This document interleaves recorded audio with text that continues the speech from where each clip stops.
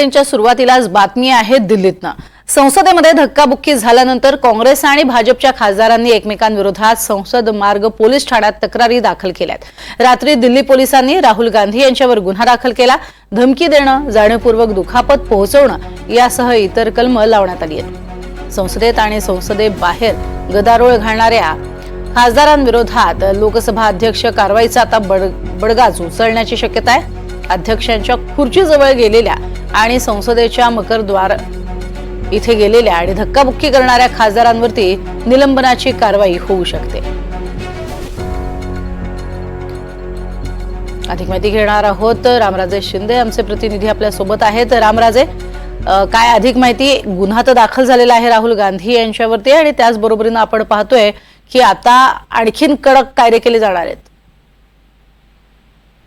बिलकुल, आणि नियमावली जी आहे ती आजपासूनच बजावलेली आहे। लोकसभा अध्यक्षांनी स्पष्टपणे सर्वांना सूचना दिलेल्या आहेत की संसद सभागृह परिसर आणि त्याचबरोबर प्रवेशद्वार आणि आतमध्ये कोणीही निदर्शन करायचे नाहीयेत। कारण यामुळे काय होते की धक्काबुक्कीमध्ये आपल्याला माहित होते की 2 काल खासदारांना ऍडमिट करावं लागलं होतं। तर अशी परिस्थिती पुन्हा येऊ नये आणि कोणाच्या जीवावर बेतू नये यासाठी ही खबरदारी घेण्यात आलेली आहे। त्यामुळे कोणत्याही खासदाराला आज संसदेच्या आवारामध्ये प्रोटेस्ट किंवा निदर्शन करता येणार नाहीत हे स्पष्टपणे सांगितले गेलेलं आहे। दुसरं म्हणजे की राहुल गांधी यांच्या विरोधामध्ये काल रात्री गुन्हा दाखल झालेला आहे। त्यामध्ये हत्येचा प्रयत्न, त्याचबरोबर धमकी देणे, मारहाण करणे अशा वेगवेगळे कलम जे आहेत ते लावण्यात आलेले आहेत। आता पाहावं लागणार आहे की चौकशी जी आहे ती पोलीस करतात का लोकसभा अध्यक्ष जे आहे ते लोकसभेच्या अंतर्गत कोणती चौकशी बसवतात।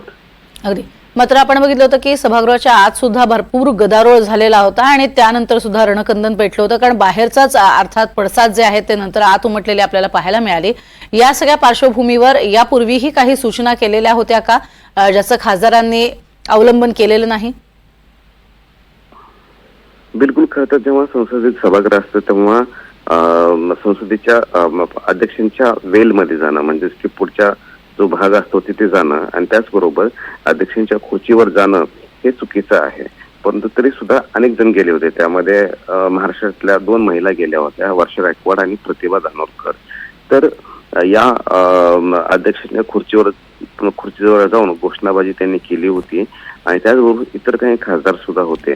त्यामुळे याची दखल घेत, कारण व्हिडिओ आणि सीसीटीव्ही फुटेज जे आहे ते आहे, त्यामुळं अशा खासदारांना आयडेंटिफाय करून त्यांच्यावर आज कारवाई केली जाण्याची शक्यता वर्तवण्यात येते। नक्कीच, तुर्तास धन्यवाद या संपूर्ण माहितीसाठी राम। दिल्लीतल्या संसद भवन परिसरातील धक्काबुक्की प्रकरणी आता चांगलंच ते तापलेलं आहे। दिल्लीमध्ये संसद भवन परिसरात काँग्रेसचं आंदोलन सुरू असताना राहुल गांधींनी धक्काबुक्की केल्याचा आरोप भाजप खासदार प्रताप सारंगी यांनी केलाय। प्रताप सारंगी यांना दुखापतही झाली आहे। दरम्यान खासदार मुकेश राजपूत सुद्धा धक्काबुक्कीत जखमी झालेत असा दावा करण्यात आलाय। त्यांना अतिदक्षता विभागात दाखल केले।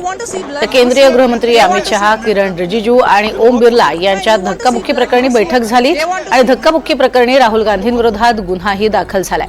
तर गांधींविरोधात खासदार अनुराग ठाकूर आणि बासुरी स्वराज यांनी पोलीस स्टेशनमध्ये जाऊन तक्रार केली होती।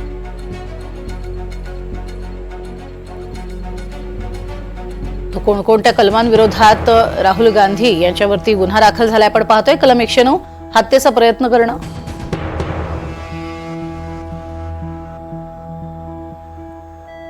कलम 115 जाणून बुजून दुखापत करणं, कलम 117 जाणून बुजून गंभीर दुखापत करणं, कलम 351 गुन्हेगारी धमकी, कलम 109 हत्येचा प्रयत्न अशी काही कलमं त्यांच्यावरती लावण्यात आली आहेत।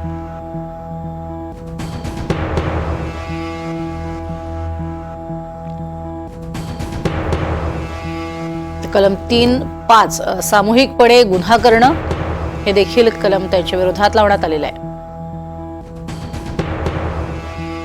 कलम 125 खासगी सुरक्षेला जोखीममध्ये टाकणं, कलम 131 धक्का देणं आणि भीती घालणं,